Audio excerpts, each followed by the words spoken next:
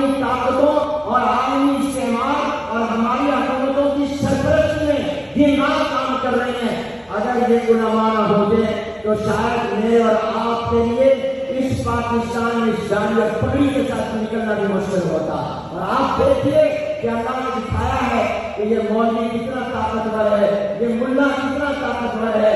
یہ افغانستان میں اپنے حال میں اللہ نے طالبان افغانستان کو جو فتح مبین عطا کی ہے کہ اپنے اسلام ایک دن کا اسلام آباد فرمانے لگے.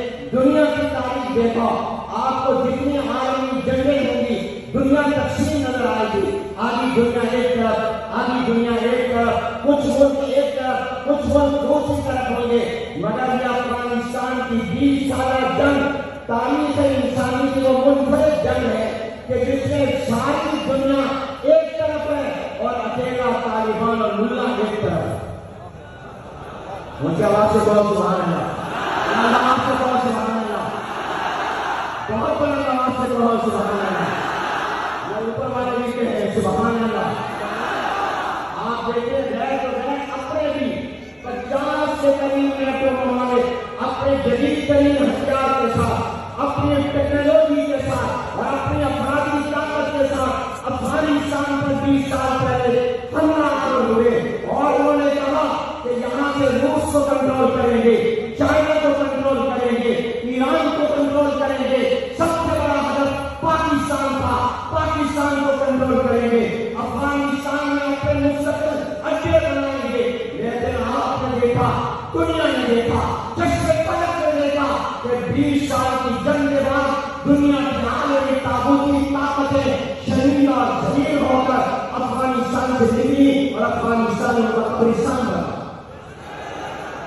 یہ مولوی کا کردار ہے, یہ ملا کا کردار ہے, یہ مدارس کا کردار ہے, یہ طالبان کا کردار ہے, یہ علماء کا کردار ہے. اللہ ان کو استحکام نصیب فرمائے, آمین کہے. اللہ تعالیٰ افغانستان میں ہمارا پریشانی کو مضبوط فرمائے اور اللہ تعالیٰ ان کو حکمت کے ساتھ, بصیرت کے ساتھ وہ چل رہے ہیں. اسی حکمت اور بصیرت کے ساتھ دنیا کو دکھانے کی توفیق دے کہ اسلام کا نظام عدل کیا ہے, اسلام کا نظام ریاست کیا ہے, اسلام کا نظام امنیت کیا ہے. یقیناً معاشرے پر اس کے اثرات میں کمی, مگر اس کے اثرات شر اور بدی کی قوت ہے. اگر یہ خیر کی طاقت نہ ہوتی تو آج آپ کو شر ہی شر نظر آتا. یہ جتنی مساجد, جتنے مدارس ہیں, ان کا اب بھی الحمدللہ معاشرے پر میری نظر میں سب سے زیادہ اثر ہے. آج سیاستدانوں کا اثر نہیں ہے, آج کسی اور طبقے کا اثر نہیں ہے, جو آج بھی مولوی کا اثر ہے. اور یہ پوچھنا ہے تو پھر انہیں کا سے پوچھو, یہ نیٹوں سے پوچھو جنہوں نے جانا ہے 31 کو تک ایک دن بندے چلے گئے تو بغرام ایئرپورٹ کی لائٹیں بند کر کے اندھیرے میں بھاگے گئے. یہ اللہ نے دکھایا ہے اور انشاءاللہ اللہ ان کو استحکام عطا کرے. اس کے اثرات انشاءاللہ پڑیں گے اور ان کے اثرات انشاءاللہ خطے پر بھی پڑیں گے. اور وہ اثرات سے کسی کو ڈرنے کی ضرورت نہیں, وہ اسلام کے پیغام امن کی, اسلام کے پیغام محبت کی, یہ انشاءاللہ خوشبو پھیلے گی. اور وفاق المدارس انشاءاللہ افغانستان کی تعلیم, دینی تعلیم کے میدان میں خدمت کرے گا. ابھی 4-5 ماہ پہلے ان کی بڑی قیادت کے ساتھ اسلام آباد میں میٹنگ تھی, شیخ الاسلام ہماری قیادت کر رہے تھے. تو وہاں یہ ملا متقی جو ابھی وزیر خارجہ افغانستان کے بنے, مجھ سے کہنے والے حمید ہمارے طلباء پڑھتے رہے, جنگ کے زمانے میں بھی پڑھتے رہے. ہم چاہتے ہیں کہ وفاق المدارس کا امتحان میں اور ان کو سند جاری کریں. میں نے کہا سوال نہیں, آپ مجھے لکھ کر دیں. انہوں نے ہمارے اسلامیہ کے ذریعے پر لکھ کر دیا. ہم انشاءاللہ وہاں بھی وفاق المدارس کے ذریعے امتحان کریں گے اور ان علماء طلباء کو وفاق کی سند دیں گے اور اپنے اکابر سے جوڑیں گے اور ان کی خدمت کریں گے. وہ آپ کو میں کہا پھر جامعہ شریعہ کو حضرت علی ارشد عبید صاحب, بھائی ارشد عبید صاحب اور تمام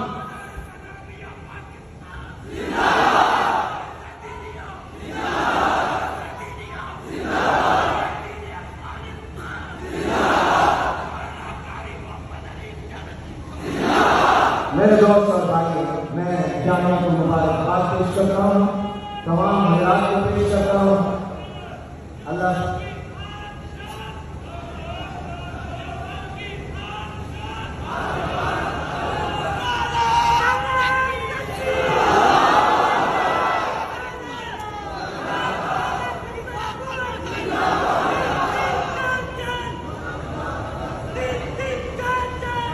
اور میں آپ کی اس اجتماع سے حکومت پاکستان سے مطالبہ کرتا ہوں وہ افغانستان کی حکومت طالبان کو تسلیم کرنے میں تاخیر نہ کرے۔